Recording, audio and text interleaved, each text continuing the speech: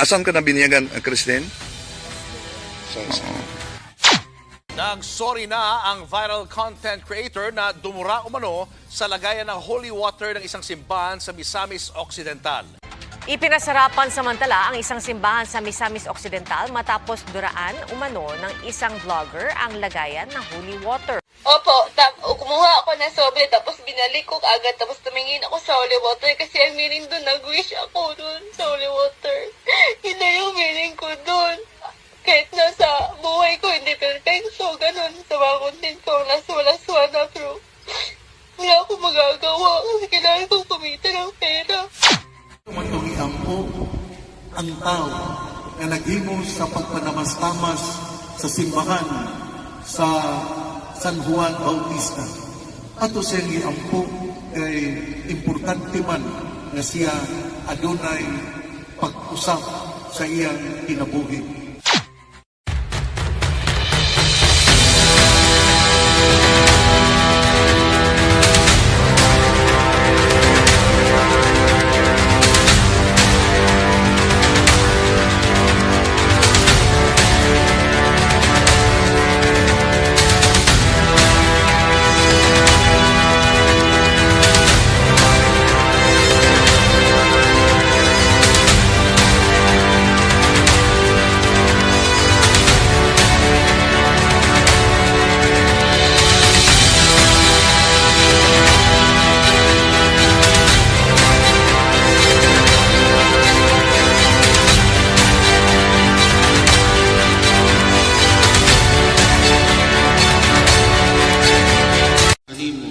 Kanimo lamang kung nakabuhat o butang iisip mong dautan. Sa misa kanina sa katedral, nakiusap ang nagmisa na pari na dahil nabasa niya yung mga comments, ang daming mga grabe, yung mga pag-was sa akusado, no?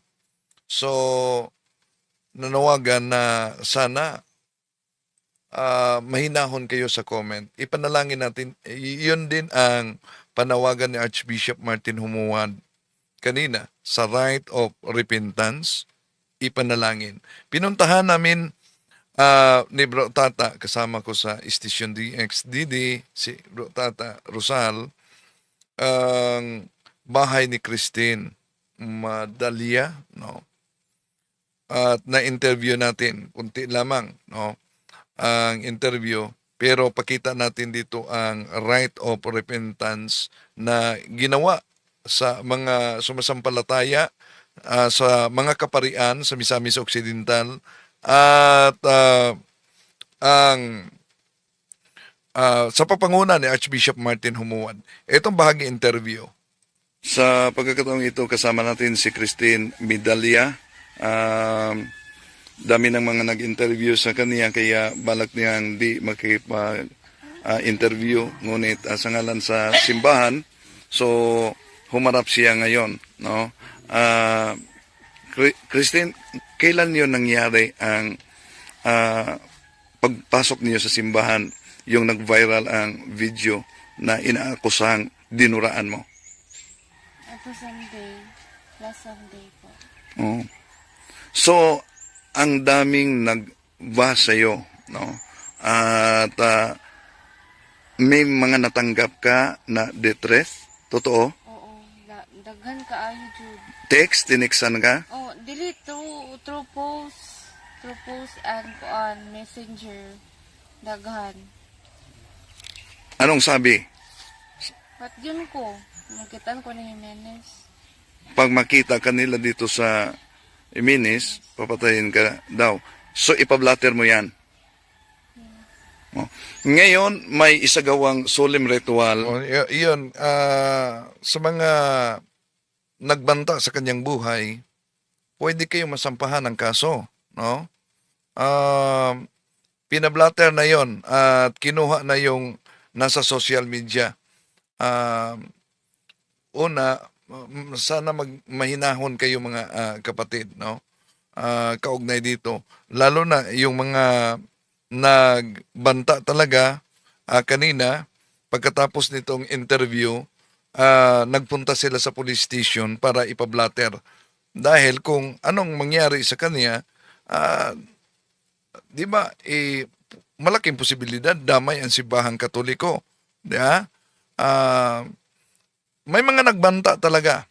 Literal na mga nagagalit, nagbanta sa kanyang buhay. Tuloy natin. For the right for repentance, ang isasagawa sa katedral, sa Jimenez, ano ang gusto mong ipaabot sa mga kaparian at sa obispo? Gusto ko mag-sorry sa mga Father, sa lahat ng simbahang Katoliko na hindi ko nagagawa yun. Kung may nalabastakan kami, nabidyoan ng holy water na hindi dapat. Kasi sacred yun, pero hindi talaga ako lumura yung wadyo ko nalawa dito. Maski kamatay pa na ako, wala dyan. So ang sabi niya, hindi dinuraan niya. Nag-wish lang siya. Ginawa niyang wishing well ang lagayan ng holy water. Christine, ilang bisis ka nagsimba sa St. John Baptist? Although siya ay Seventh-day Adventist, pero nag-aral kasi ito sa St. John the Baptist High School, yung katabi sa simbahang Katoliko, no? Sumama siya sa kanyang pinsan, nagsimba, at kahit di binyagang Katoliko, nangumunyon din siya. Kaya may advice tayo sa kanya kanina. This year, This year, nagsimba ka. karon lang na year, dito lang nga time na nakasimba ko balik dito. Pero nangumunyon ka rin. Oo, Mm. itong time ato, nanguan ko, nangumpisal. Nangungumpisal ka. Nangumunyon. Oo. Pero hindi ka binyagang Katoliko. Di ka pa nabinyagan bilang Katoliko. Pero kasimba ko. So huwag ka munang mangumunyon, no? Dahil di ka pa Katoliko. So Nabinyagan siya ng asan ka nabinyagan, Christine? SDA. sa So ano ang gusto mong ipaabot, lalo na sa mga nagbabas sa iyo sa social media at mga nag-treat sa iyong buhay? Wala dito na ko gihimo na yan. Kuan ka lang na may video po na ako original. Yun akong gusto nga kuan paminawon po din akong side kay di-press ko. Wala po ko nagpasikat nga vlogger para lang may anak ko. Wala po ko nalipay nga naabot ko sa kuan sa National TV. Wala jud. Kaya ang akong vlog kanang it's more fun and wala jud ko na kuan nga maka-hurt ko sa maski kinsa or maski sa simbahang Katoliko. Wala to. At ito ang solemn rite of repentance na isinagawa sa pagpanguna ni Archbishop Martin Humuan.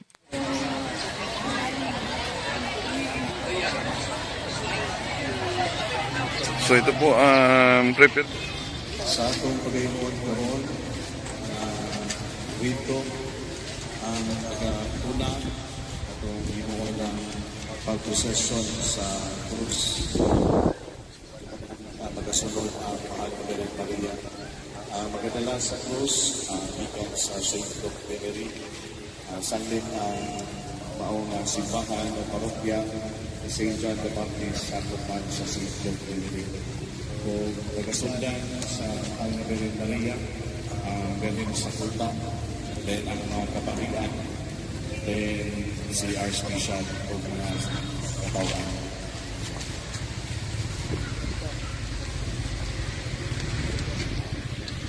Atong pagkatapon Diyos na po sa kalimutan.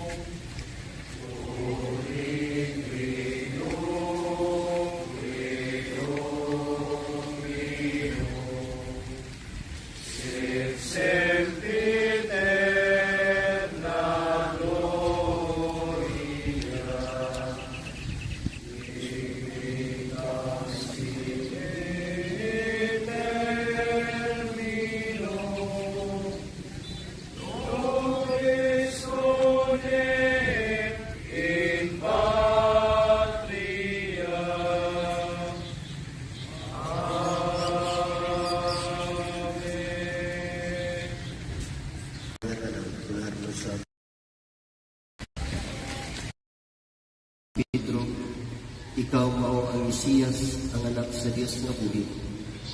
Ingan siya ni Jesus, Simon, anak ni Jonas. Ulaan kagayod kay kining maong kamatuoran, ulang mabot kanimo gikan sa bisan kinsang tao. Kung dili, ihatag kanimo sa akong amahan nga tuwa sa langit. Busa, sultihan ko ikaw si Pedro, kung ibabaw nining bato, tukuron ko ang akong simbahan, kung bisan gani ang kamatayon, dili gayon makabuntog ni ini.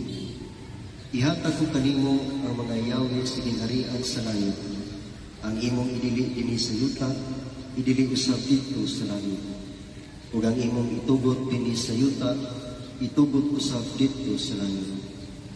Unya ipinahan ni Jesus ang iyang mga tinud-an nga dili sila manugilon kang bisan kinsa nga siya mao ang Mesiyas. Sukad niya itong higayuna, hingna ni Jesus ang iyang mga tinud-an sa tinaw na gayon nga pagkasulti.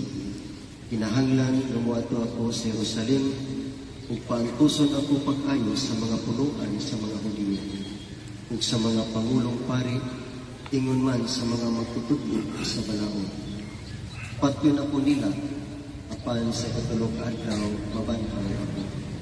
Tungod ni ini, gidala siya ni Pedro pahirayo sa uban kong giingnan. Dili unta ka na may tugo kanimo Ginoo. Niliso si Jesus ningon kang Pedro, pahawak sa kanas, nagbabag ka kanako, kaya imong unahuna sa tao, ug dili sa Dios. Ang Ebanghelyo sa Ginoo. Gisiraduan tungod sa usa ka sala. Daghang nakutana nga naman siradan man ang simbahan nga usa ra man ang nakasala. Pero sa ako nang gikasulti, ang kasaypanan, ang kasalanan, adunay gitawag og corporate personality nga ipasabot nga ang usa ka makasasala nakaapektar gayon sa katawhan. Samang sa gisulti ni San Pablo, ina sa iyang sulat ngadto sa taga Corinto, nga ang dunagali ang usa nga mag-antos, ang uban usab nga parte mag-antos usab. Mao nga kita nagkapundo nangayo og pasaylo sa atong mga sala o atong huna-hunaon nga ang pagpanamastamas sa simbahan usa ka pagpanamastamas usab sa Ginoo. Sanglit kita mga anak man sa Dios, mangayo kitang pasaylo sa atong mga kasaypanan. Atong nadungog ang Ebanghelyo. Nangutana, kinsa man ako sumala sa mga tao. Si Simon Pedro moingon, "You are the Messiah, the Son of God." Kunya, sa laktod na pagkasulti, ang Ebanghelyo miingon kay ang kamatayon dili gyud makabuntog sa gugma sa Dios. Mao nga ang sala dili gyud mamahimong madaugon kay kung ang katawhan mobalik sa Ginoo ug mangayo pasaylo. Ania kita tungod kay naghinulsol kita sa atong mga sala.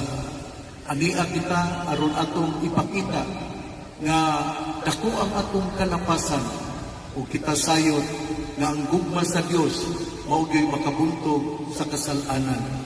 Mao nga ania kita aron atong pangayoon sa Ginoo naunta iya kitang pasayloon. Mga igsoon, ato yung ipakita na kita nagpasulukon sa pagsira sa ato na simbahan. O ako gahangyo kaninyo na inyo kong ipakita na doon na kamo'y pangandoy nga musulod sa simbahan aron ato maabrihan og sayo. O ako pong ihangyo na doon na kita'y mga pag-ampo na buhaton karong adlawa ang tingali sa kagabhion aron ato yun nga mapakita na kita naginulsol sa atong mga sala. Iampo nato ang atong mga kaigsuonan nga wala dinhi. Iampo nato nga ang Dios magmanuloyon o mapuno sa gugma o iya kitang kapiton nga kita bubalik nga na kaniya. Mga igsoon, kita diawhag yun sa simbahan nga atong yung hinulsulan ang atong mga sala o bubalik kita sa Ginoo. Hinaot na tining pagsira sa simbahan, kita makaalinggan na kita di ay nangandoy na makiguban sa Ginoo. Hinaot unta nga sama ni Simon Pedro, kita maingon, "You are the Messiah, the Son of God." Gisulti sa Ebanghelyo, nga parte yun sa kaluwasan ang pag-antos. Nga parte yun ang mga kagisdanan aron adunay pagkabanhaw. Kita nga nagtapo karon nangayo pasaylo o kita miila nga ang Ginoo upasaylo gayon kanato. Ang importante mao nga atong ikapakita ang atong pagka-mahinulsulon. Sa hilom atong iampo ang tao nga naghimo sa pagpanamastamas sa simbahan sa San Juan Bautista. Ato siyang iampo kay importante man nga siya adunay pag-usap sa iyang kinabuhi. Pero ang maong pag-ampo, dili lang anak kaniya, kundi anak usab kanato. Kay kita man ang nagkinahanglan nga pasayloon sa Ginoo. Manghilom kita ug atong pangayoon sa Ginoo nga unta kita iya yung pasayloon. Hinaut unta nga human sulod niini kita usab mangumpisan. Ani may daghang mga pare mangumpisan kita kay usaman kini kakondisyon nga maabrihan ang simbahan kung anaa ang paghinulsol o gapakita ng mga tao anaa gayon sa pagbalik sa Ginoo pinagi sa konfesyon. Muna na ako gitong hangyoon nga mukumpisan kita ang mga pare mukumpisan ang obispo mukumpisan o kitang tanan mubalik sa Ginoo aron maabrihan ang simbahan tungod kay atong ipakita na kita nagkinahanglan sa Ginoo, nagkinahanglan na makiguban kaniya. Manghilom o mangayong kitang pasaylo sa atong mga kalapasan.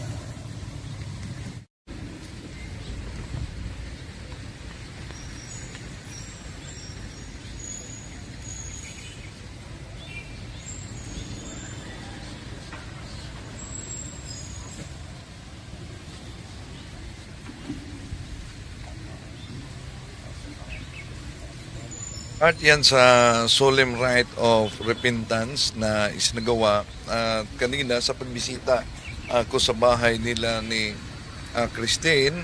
Nagkasundo kami na i-guide natin siya, no? At ikatikais natin siya. Dahil miyembro siya ng Seventh-day Adventist. Pero may mga pagkakataon umanong nagsamba siya sa simbahang Katoliko at nangumunyon. So, nakiusap din kami na kung maaari, dahan-dahan kayo sa mga comment ninyo para sa kanya. Ipanalangin natin siya, mga kapatid. At ipanalangin din natin na mabuksan ang naturang simbahan. No? So, part nito ang isinagawang rite of repentance. Ang pangungumpisal, kahit mga pari nangungumpisal sa lahat ng mga sumasampalataya, pero inulan kanina, no? Pero patuloy pa rin. So, una, dandahan kayo sa inyo, mga comment, panalangin ninyo. Ipakita ninyo na iba tayo na Kristiyanong Katoliko. So, maraming salamat.